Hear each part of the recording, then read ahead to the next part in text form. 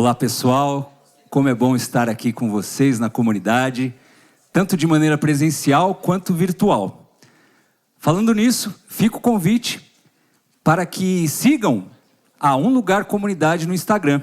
Por lá, todas as terças-feiras às 21 horas, nós temos a live de oração com a pastora Keldan.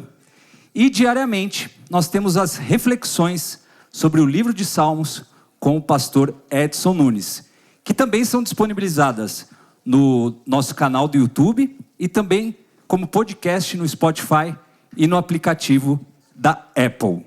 Outro anúncio importante, pequenos grupos. Se vocês quiserem se disponibilizar, abrir a casa de vocês para receber um pequeno grupo da comunidade, envie um e-mail para pg, de pequeno grupo, @umlugarcomunidade.com.br. E por fim, caso vocês queiram contribuir com a comunidade, fazer uma oferta, devolver os dízimos, o nosso Pix é pix@umlugarcomunidade.com.br. Vamos avançar juntos nesta missão. E hoje daremos sequência na série Um Deus em Forma Humana, com o pastor Edson Nunes. E eu peço por gentileza para os que estão aqui no Teatro UOL, coloquem agora o celular de vocês no silencioso. Vamos fazer juntos? E para iniciarmos, uma oração. Deus, obrigado pela tua presença, que o teu Santo Espírito nos guie, em nome de Jesus. Amém.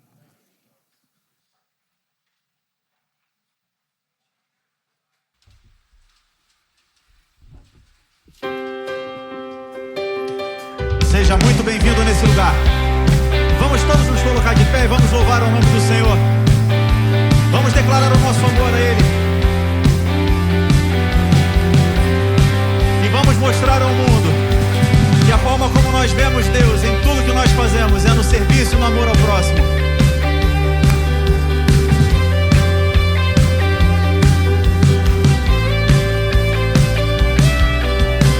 Vamos com a gente. Ao meu lado, alguém estende a mão.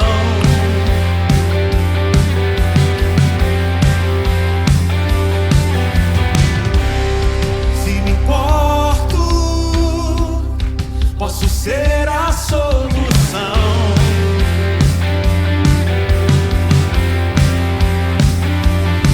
Em seu olhar a falta de amor. Em seu semblante existe um clamor. Chegou a hora, já chegou a hora. Olha a volta. Como posso amar e não agir? Como posso amar e não agir? Meu compromisso, minha escolha. Hoje eu me levanto pra servir. Hoje eu me levanto pra servir.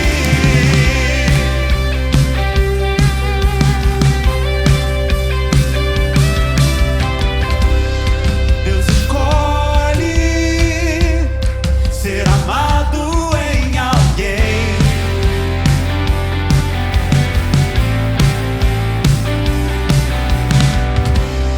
Se amarmos, Ele habita em nós. Ele habita em nós.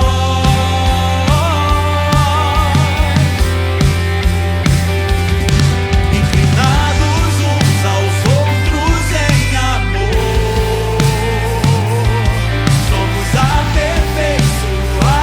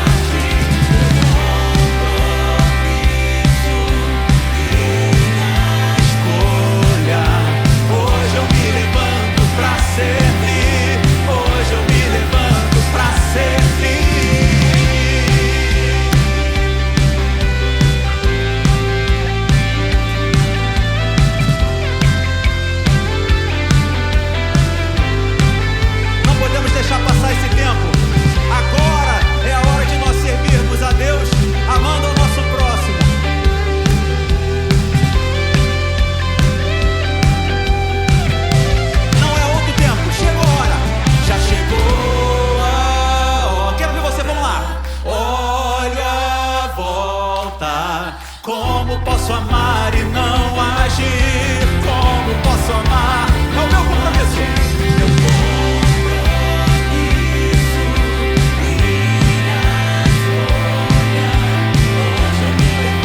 Pra servir, hoje eu me levanto pra servir.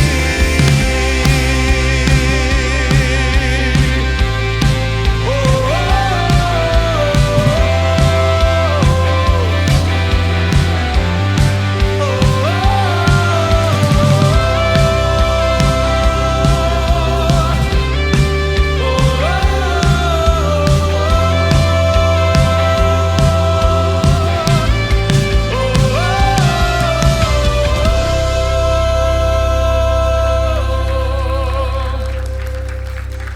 chegou a hora, esse é o tempo. É o tempo de amarmos e servirmos. Servirmos uns aos outros em amor e misericórdia. Até o dia em que nós veremos o Senhor face a face. E teremos oportunidade de glorificá-lo face a face. Porque digno é o Cordeiro que foi morto. Digno é o Cordeiro que foi morto desde antes de todos os tempos. Por mim e por você, num plano de redenção maravilhoso, para que nós tivéssemos vida e liberdade novamente. Digno é o Cordeiro. Digno é o Cordeiro que foi morto. Santo, santo Ele é. Um novo cântico ao que se assenta sobre o trono dos céus. Ele é digno, digno é o Cordeiro que foi morto. Santo, santo Ele é. Ele é, Ele é. Um novo cântico ao que se assenta sobre o trono do céu. Santo, santo, santo, santo, Deus Todo-Poderoso, que era, é e há de vir. Com a criação eu canto louvores ao Rei dos Reis. És tudo para mim e eu te adorarei.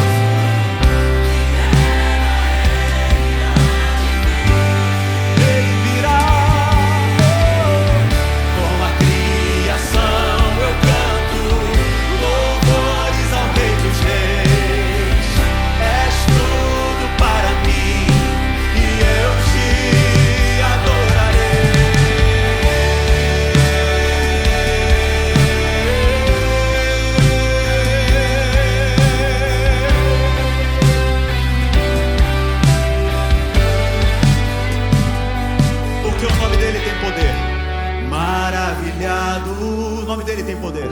Extasiado eu fico ao ouvir teu nome. Maravilhado, extasiado eu fico ao ouvir. Hoje é dia de você clamar o nome dele, porque o nome dele tem poder. Ele tem poder para ouvir você. Maravilhado, extasiado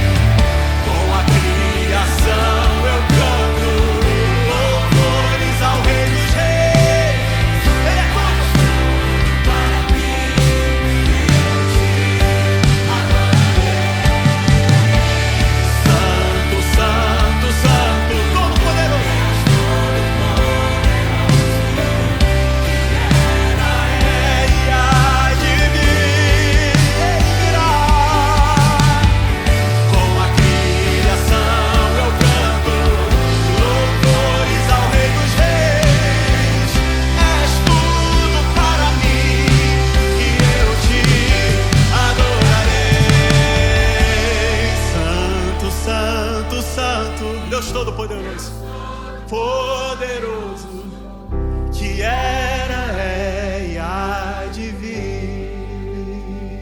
É a tua igreja que canta, Senhor. Com a criação eu canto louvores. Senhor, é tudo para mim, e eu te adorarei.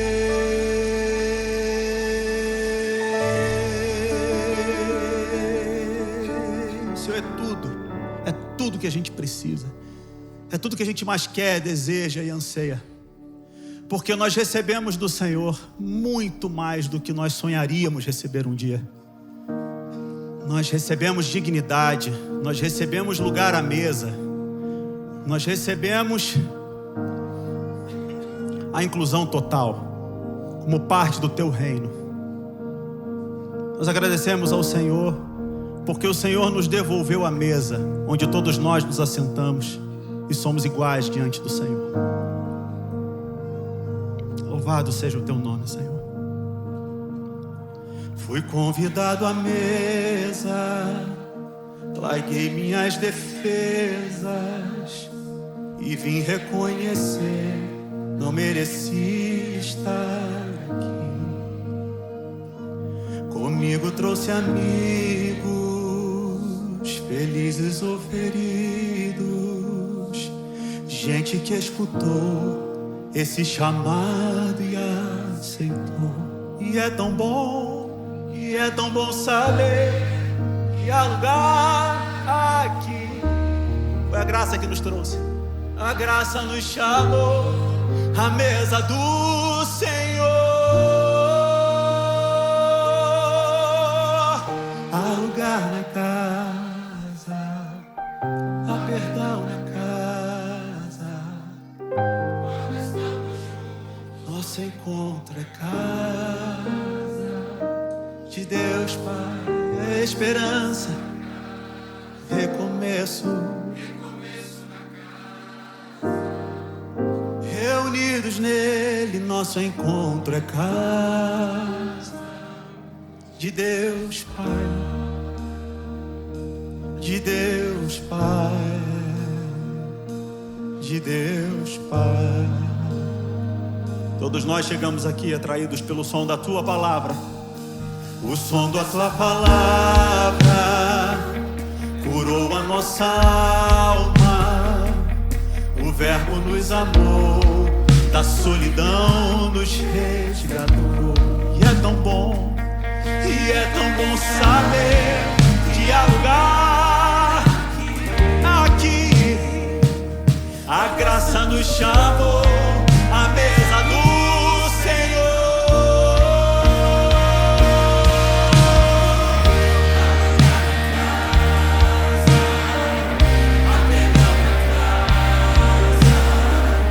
Quando estamos juntos, nosso encontro é casa de Deus, Pai, a esperança, recomeço na casa, reunidos nele, nosso encontro é casa de Deus, Pai, há lugar, há perdão.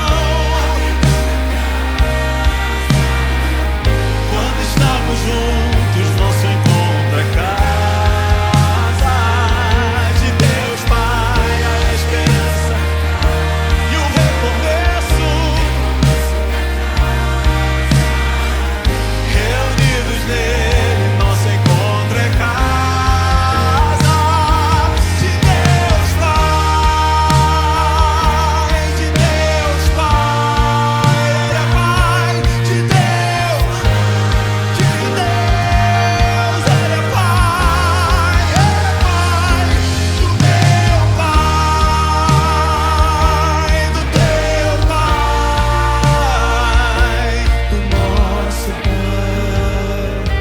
do nosso Pai.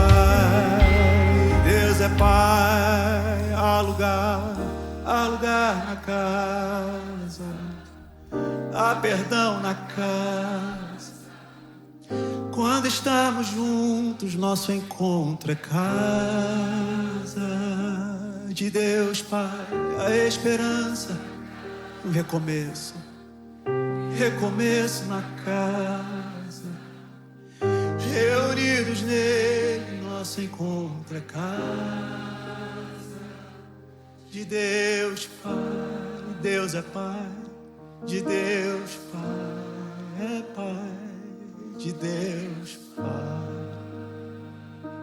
Ele é meu, o Pai é seu, o Pai é nosso. Do meu Pai, do teu Pai, o Pai é nosso. Nosso Pai, nosso Pai. Amém, Senhor. Pai nosso.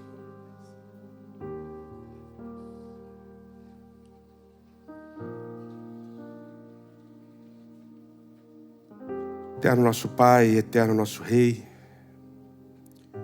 mais uma vez, mais uma semana, a gente vem diante da Tua presença. Quero te agradecer pelo Teu carinho, te agradecer pela Tua companhia durante mais uma semana, te agradecer pelo Teu amor e pela Tua graça.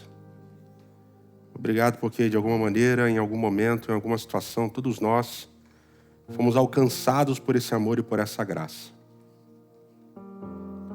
A gente agradece porque esse amor e essa graça nos transformaram. E continuam nos transformando, Senhor. E a despeito de quem fomos, de quem somos, de quem seremos, o Senhor sempre estará ao nosso lado, nos amando, nos acompanhando, nos incluindo, nos acolhendo. Obrigado por isso, Senhor. Agora que mais uma vez vamos falar um pouquinho sobre Ti e sobre a Tua palavra. Teu Espírito abra o nosso coração e a nossa mente. Em nome de Cristo. Amém, Senhor. Amém.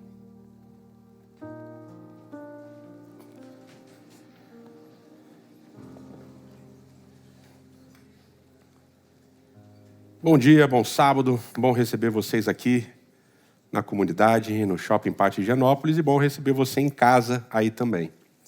A gente está na série Deus em Forma Humana, uma série que sempre quis fazer, mas é uma série difícil, né? Meio complicada, com algumas polêmicas aqui a colar, mas é importante a gente trabalhar sobre isso.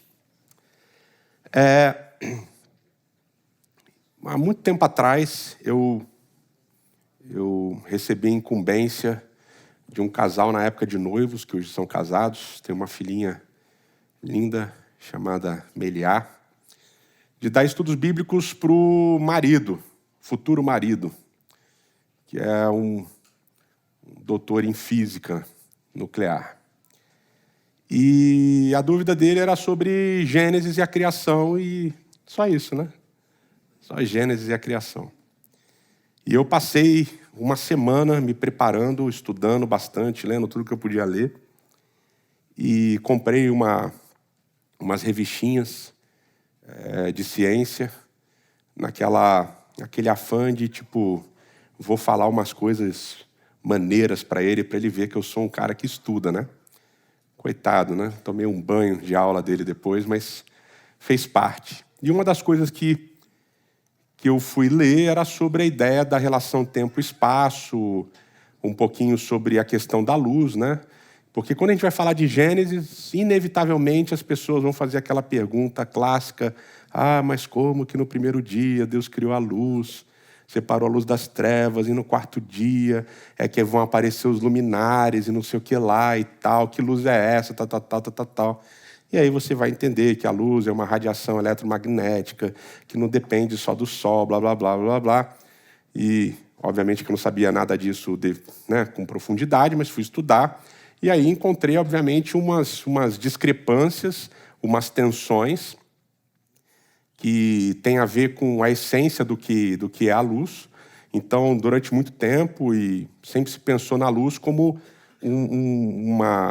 um fenômeno corpuscular, né? Ou seja, os fótons eles se movimentam os movimentos dos fótons são lineares, né? Eles têm um corpo ali, eles têm um feixe e tal que é linear. Mas outros depois começaram a entender, ou entenderam que a luz não, que a luz é ondular, que ela se movimenta em forma de ondas. Mas aí cria uma tensão porque esses fótons, essas partículas, elas não podem se curvar, elas não se curvam. Mas a luz se movimenta de uma maneira ondular, então, de alguma maneira, essas partículas estão se curvando. E aí cria essa tensão na hora de trabalhar o que é a luz, né? E, obviamente, se eu estou falando alguma besteira, os físicos aí podem me corrigir. E aí, em 1966, o Albert Einstein, e eu anotei para não falar besteira, no livro Evolução da Física, ele diz o seguinte: parece não haver possibilidade de se formar uma descrição consistente dos fenômenos da luz, pela escolha de uma das duas linguagens, ou seja, da linguagem corpuscular ou da linguagem ondular. Parece que às vezes devemos usar uma teoria e às vezes usar a outra teoria, enquanto às vezes podemos usar qualquer uma delas. Temos duas imagens contraditórias da realidade da luz. Separadamente, nenhuma delas explica completamente os fenômenos da luz, mas juntas, elas explicam melhor o que é a luz. E eu achei fenomenal, né? Porque, obviamente, o Einstein vai falar assim, olha, você tem duas teorias e as duas funcionam. Só que elas funcionam parcialmente. Então, quando você junta as duas, é que as duas fazem sentido. E é exatamente isso que vai acontecer quando a gente fala de Deus na Bíblia. A gente tem uma imagem de um Deus que é plenamente transcendente e a imagem de um Deus que é plenamente imanente. E se a gente focar em apenas uma dessas duas imagens, a gente vai ter uma visão parcial de Deus. A gente precisa juntar as duas coisas. Só que quando a gente junta as duas coisas, essa junção ela carrega um monte de tensões. E tensões que às vezes não são tão fáceis de serem resolvidas.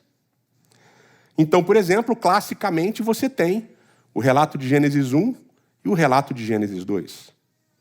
E vocês lembram que no relato de Gênesis 1, como é que as coisas acontecem? Deus fala e as coisas passam a existir. Então, e diz Deus e as coisas existem. Então aqui você tem Deus se comunicando, usando linguagem e as coisas acontecendo. Mas quando você vê o relato de Gênesis 1, parece que esse Deus, ele está de alguma maneira... Como? Ele está onde? Distante, correto? Ele está longe, ele está falando, então ele está no fundo aqui e as coisas estão acontecendo lá. O relato tem uma ordem, o relato tem uma sequência.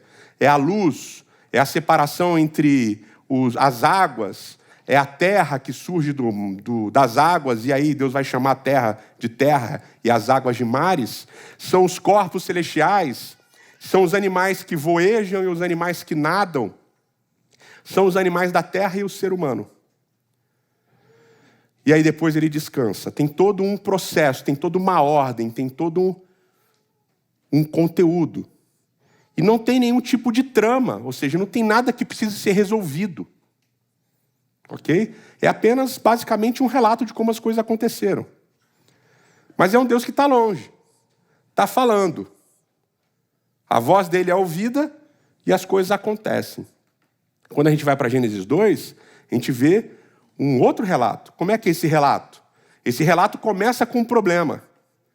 Esse relato começa dizendo, olha, não tem vida porque não tem água e porque não tem ser humano. Então a terra está seca.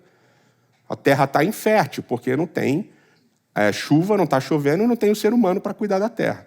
Então começa com um problema que precisa ser resolvido. E aí o texto vai dizer, então Deus fez brotar uma aguinha lá, um orvalho que caía, e aí depois Deus criou o ser humano, e Deus fez o ser humano do pó da terra. Deus moldou o ser humano, o verbo yatsar. Aí, verbo yatsar. Deus moldou o ser humano. Esse verbo é usado ao longo de toda a Bíblia e no hebraico para descrever o indivíduo que trabalha com barro, que usa as mãos para moldar o barro.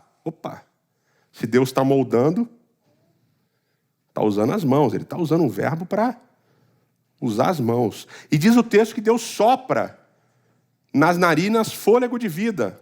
Deus soprou, tem boca, tem alguma coisa saindo dessa boca. Sopro É um Deus que está ali com a criação e vai dizer que Deus planta o jardim. Não vai dizer que Deus falou e o jardim surgiu. O texto vai dizer que Deus plantou o jardim.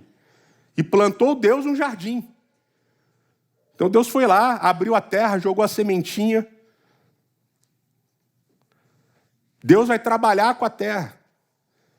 E depois Deus vai levar os animais, vai fazer os animais também do pó da terra, vai levar os animais para o homem dar o nome, vai entender necessidades psicológicas do ser humano, do homem, falar, não é bom que o homem esteja só, vou fazer para ele uma ajudadora. E aí Deus faz o homem cair num sono e Deus faz uma operação. E tira uma costela e faz dessa costela a mulher. E aí esse Deus, essa divindade, esse Deus bíblico de Gênesis 2 conduz a mulher até o homem e apresenta a mulher para o homem. E aí você vai ver que não é um Deus que está longe, distante, não é um Deus que está falando e as coisas estão acontecendo, não, é um Deus que está perto, que está tocando, que está se relacionando, que leva as pessoas, que busca as pessoas para apresentar para outra, que se preocupa com o aspecto psicológico dessas pessoas, dessa criação. E aqui é uma outra ordem.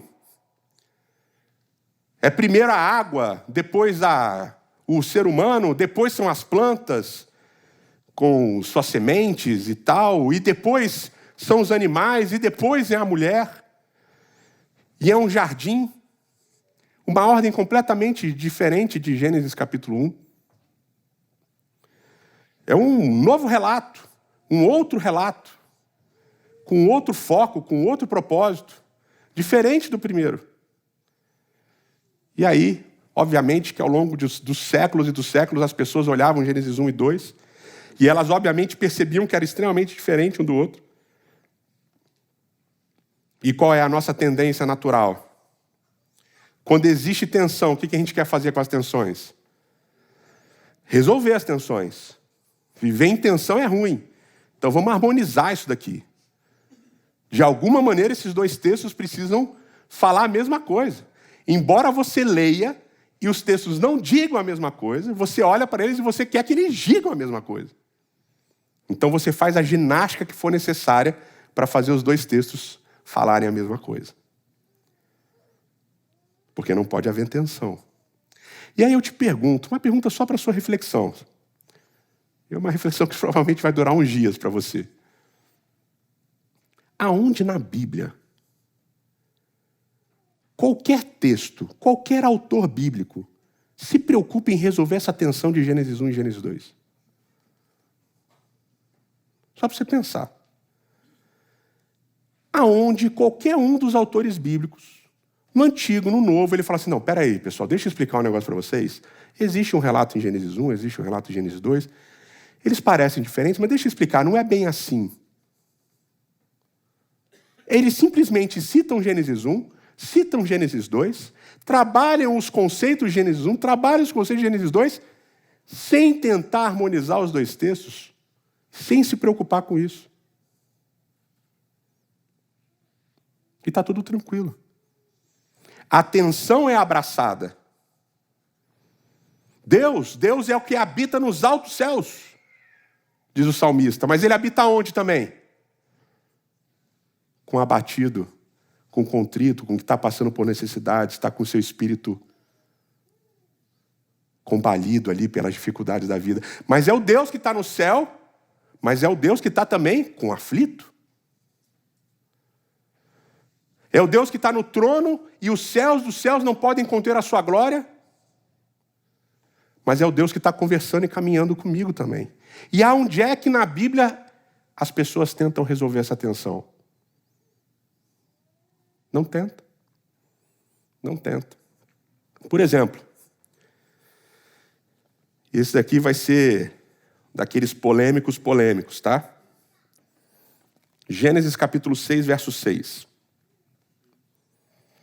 Gênesis 6, 6. Quando eu dava aula de Pentateuco, esse é um dos textos que todo mundo queria que eu resolvesse nas aulas e eu nunca resolvi esse texto. E não vou resolver hoje também, já estou adiantando. Mas o texto diz assim: então o Senhor Deus arrependeu-se de ter feito o homem sobre a terra, e isso cortou-lhe o coração. Deus se arrependeu de ter feito o homem. E o verbo aqui é o verbo naham. Pode ser traduzido como se arrepender, mas também como consolar. Deus se arrependeu de ter feito o ser humano. O texto é claro. Tem alguma explicação para esse verbo arrependeu-se nesse texto? Não tem. Mas aí a gente vai para Números. Livro de Números, no capítulo 23. Números 23.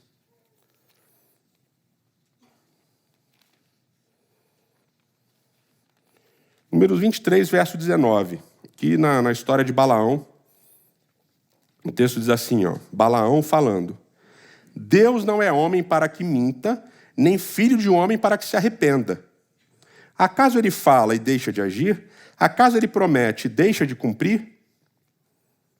Bom, Deus não é homem para que minta, nem filho do homem para que se arrependa.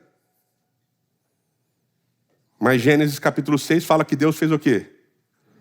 Se arrependeu de ter feito o ser humano. Aí a nossa mente faz como? E que automaticamente você já está pensando na sua cabeça? Um dos dois textos está certo. Um dos dois textos é mais verdadeiro que o outro. Um dos dois textos precisa ter a resposta. Porque um texto diz que Deus se arrependeu e o outro texto diz que Deus não pode se arrepender. E obviamente que não é só você que está pensando isso. Todos os teólogos ao longo da história também pensaram isso. Por exemplo, Calvino ficou desesperado com isso daqui. Meu Deus, isso daqui não pode. Um texto tem que ser autoritativo e o outro tem alguma questão cultural, arqueológica, histórica, linguística para estar desse jeito. E obviamente qual é a conclusão? Não, Balaão, tudo bem, Balaão é um cara confuso, controverso, a história dele é difícil, tal, papapá. Mas o texto bíblico diz que quando ele abriu a boca para falar, foi Deus que falou através dele. Então, se Deus está falando, Deus está certo. Óbvio. E Gênesis 6, segundo a gente acredita, Moisés escreveu lá e tal. E Moisés era ser humano. E Moisés tinha suas falhas, etc e tal. Opa! Então Moisés errou. Não. A Bíblia não pode ter erro. Né? A Bíblia tem que ser inerrante. Então não é bem que Moisés errou. Veja bem, na época que Moisés escreveu, a arqueologia, blá, blá, blá, blá, blá, blá, blá. Não, porque esse verbo, se a gente pensar assim, assado. Não, porque em determinados contextos, esse verbo não significa muito bem se arrepender, mas tipo ficar triste. Só que esse é o único verso em toda a Bíblia que você traduz na ramo como ficar triste. Os outros todos é se arrepender ou consolar. Mas aqui é diferente. Então deve ter uma explicação, porque é óbvio que a Bíblia não pode ter erro, mas assim, o texto mais correto é o de Números. Deus não se arrepende. E aí a gente Calvino fez, vários outros teólogos fez, um malabarismo para tentar resolver um problema que está tensionado. E aí, novamente, a pergunta.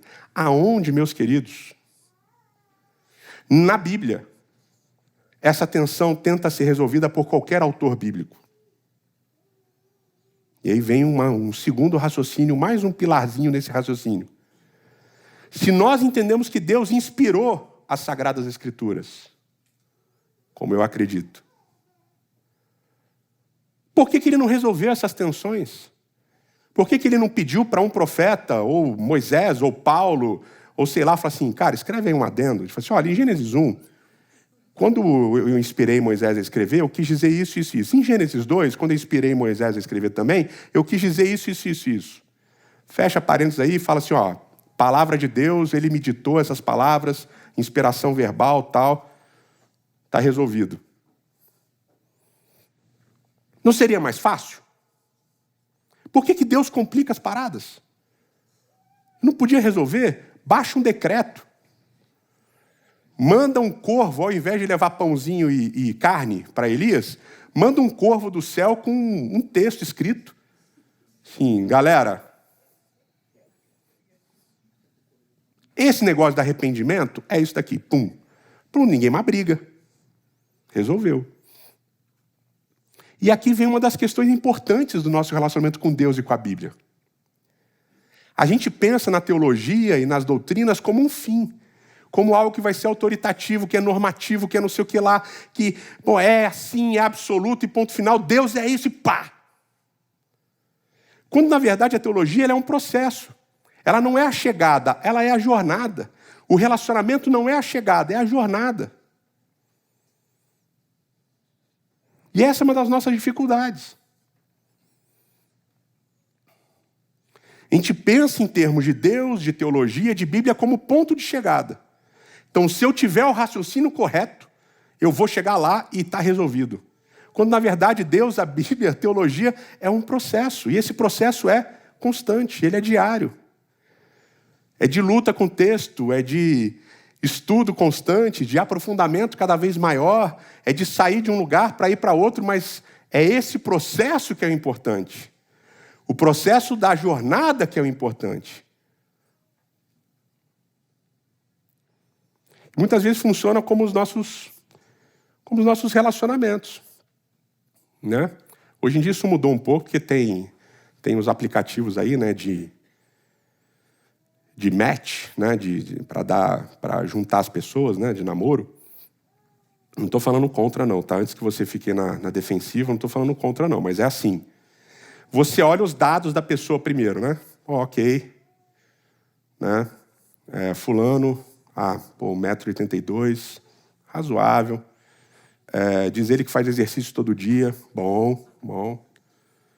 Gosta de praia, legal, eu gosto de praia também. Trabalha com isso, trabalha com aquilo, não sei o que lá, legal, beleza, maravilha. Você tem os dados sobre a pessoa e você vai conhecer a pessoa. E pelos dados da pessoa, você olha, bate o olho e fala assim, cara, isso aqui é maravilhoso, essa pessoa foi feita para mim.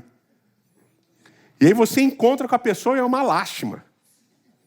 Porque os dados da pessoa e quem ela é nem sempre são a mesma coisa. Os dados informam muito sobre a pessoa, mas não dizem quem a pessoa é. E a gente faz no nosso relacionamento com Deus isso. A gente quer ter os dados de Deus, todos certinhos, confiáveis, para a gente poder se relacionar com Deus. E não é assim que funciona. Dados são importantes, mas não é assim que funciona. O processo do relacionamento, você pode ter todas as informações sobre alguém, mas o processo do relacionamento é diferente de ter informações.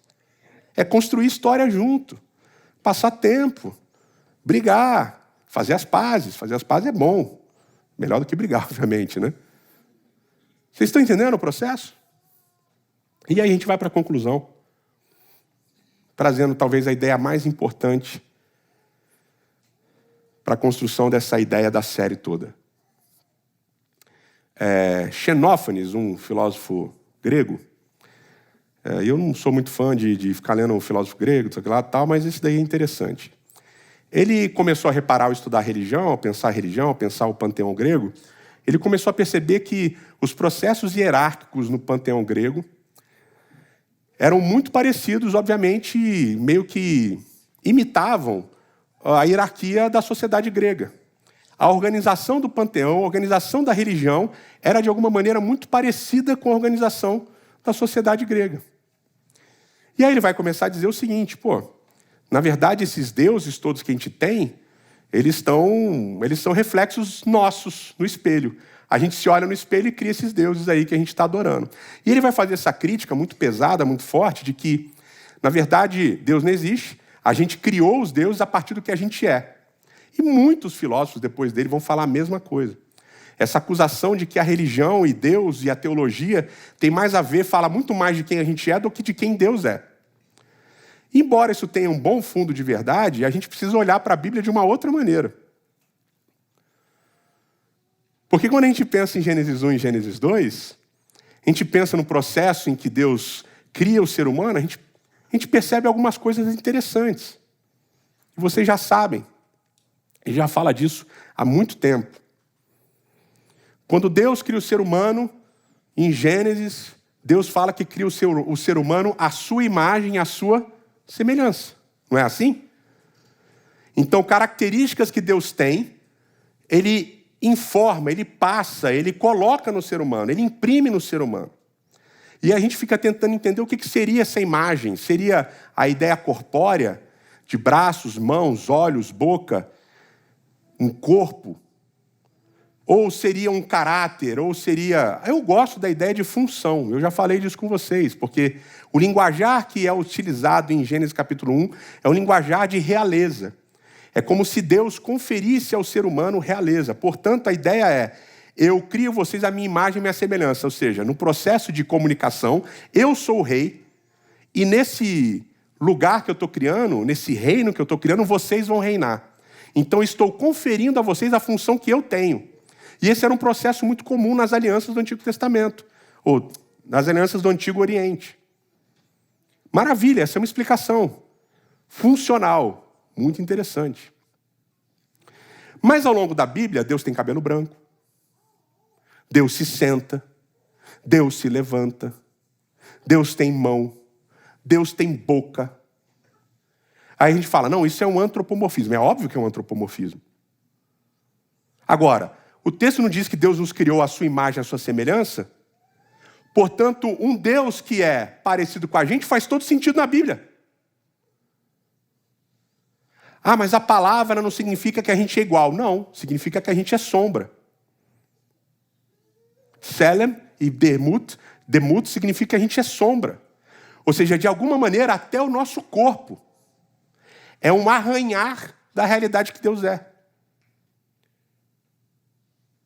As nossas funções também são um arranhar de quem Deus é. Quando a gente fala que Deus é pai, quando a Bíblia fala que Deus é mãe, quando a Bíblia fala que Deus é parteira, quando a Bíblia fala que Deus é rei, que Deus é guerreiro, quando a Bíblia usa todas essas linguagens, são metáforas? Sim, são metáforas. Mas também são descrições de realidades. Porque são um arranhar de quem Deus é.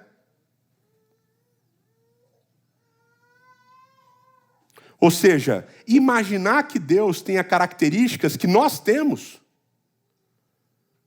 não precisa ser um tabu. E nem um problema. Por quê? Porque Ele nos criou a sua imagem e a sua semelhança. E aí a gente começa a entender um pouquinho sobre Jesus, sobre o Novo Testamento, sobre encarnação. Vocês percebem o caminho? Mostra-nos o Pai, os fariseus pedem. O que Jesus responde? Quem vê a mim, vê o Pai. Ué, quem vê a mim, quem que era Jesus? Corpo, encarnado, que anda, que dorme, que fica cansado, que fica triste. Se arrepende talvez de ter feito uma coisa aqui, uma coisa ali. Que se ira. Mas a gente tem uma dificuldade tremenda de entender essas manifestações extremamente humanas de Deus. Porque a gente acha que a gente está limitando Deus. Que a gente está empacotando Deus. E ao contrário. A gente está mostrando o que está impresso em nós, que é divino. Estão percebendo o caminho maravilhoso do negócio? É uma frase linda. Deus é tão Deus que Ele se fez humano. Portanto, a gente tem que parar de tentar harmonizar e resolver todas as coisas. E entender que esses tensionamentos, eles são extremamente importantes para um relacionamento real e verdadeiro com Deus. Porque a gente não vai sublimar as nossas emoções, não vai jogar fora as nossas emoções. Ah, eu fiquei bravo, não deveria ter ficado bravo, porque eu tenho que ser mais parecido com Deus, eu tenho que ser zen. Meu amigo, você ficou irado, você ficou nervoso, beleza, Deus também fica irado, fica nervoso. Talvez Ele não reaja como você, mandando as pessoas para algum lugar específico. Mas vai dizer muito de quem a gente é, mas vai dizer muito de quem Ele é também. E vai tornar o nosso relacionamento relacionável. Porque, obviamente, que Deus, Ele é espírito. Mas ele também é corpo encarnado. Ele também tem mãos, ele também tem sentimentos, ele tem patos. E os profetas vão falar disso abundantemente. Deus não é apático. O texto bíblico é lindo porque diz que Deus se apaixona. Que Deus é apaixonado pela gente, que Ele é apaixonado pelos seus filhos. Eu não quero um Deus apático. Não é isso que eu leio na Bíblia, um Deus apático. Eu não tenho emoção nenhuma. Que é um robô frio, calculista e punitivo. Não é esse Deus que eu vejo na Bíblia. Na Bíblia eu vejo um Deus que tem uma gama gigante de emoções, de representações,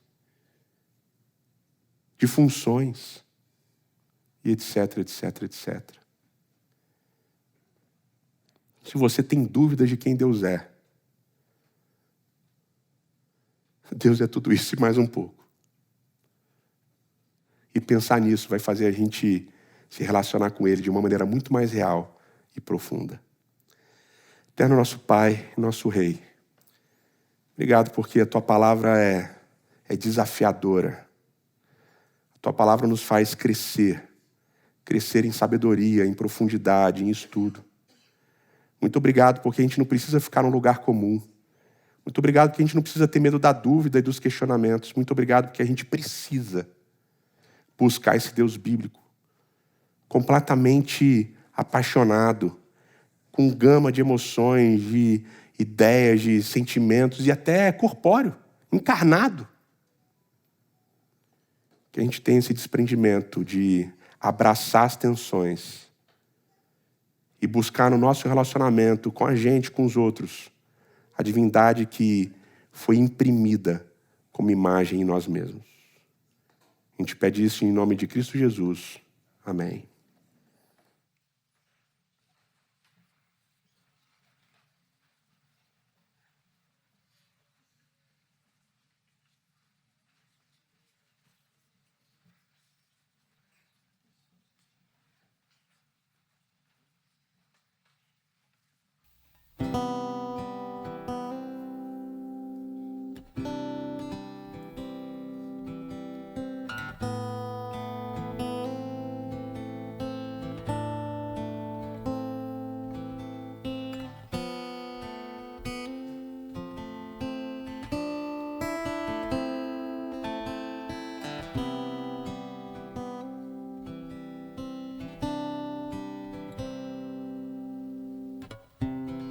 Quantas vezes me perguntei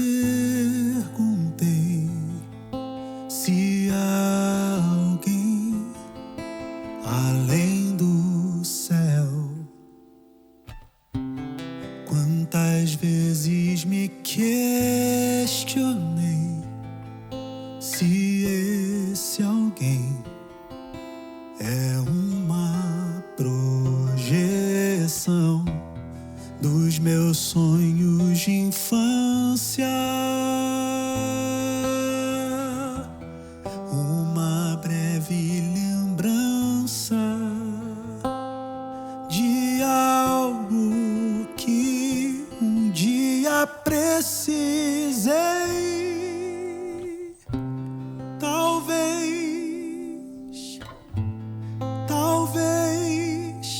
haja alguém além da imensidão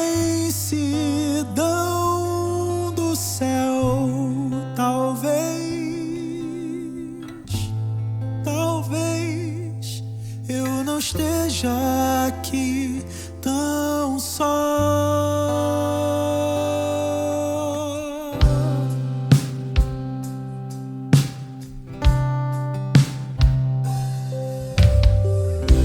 Chuva forte que cai do céu, será alguém andando por aqui? Uma estrela brilhar no céu, será alguém há anos-luz daqui que se importa comigo?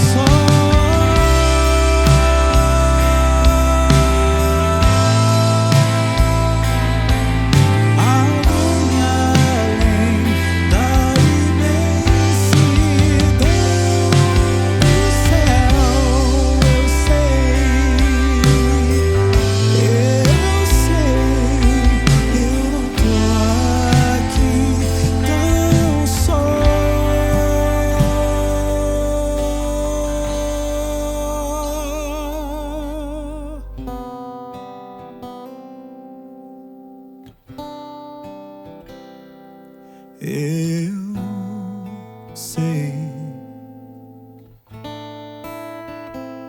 há um Deus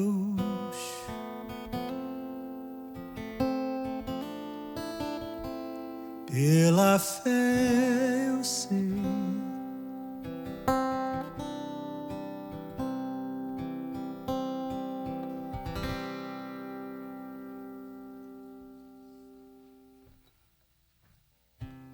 Que o Senhor te abençoe e te guarde. Que o Senhor faça brilhar o seu rosto sobre ti e tenha misericórdia de ti.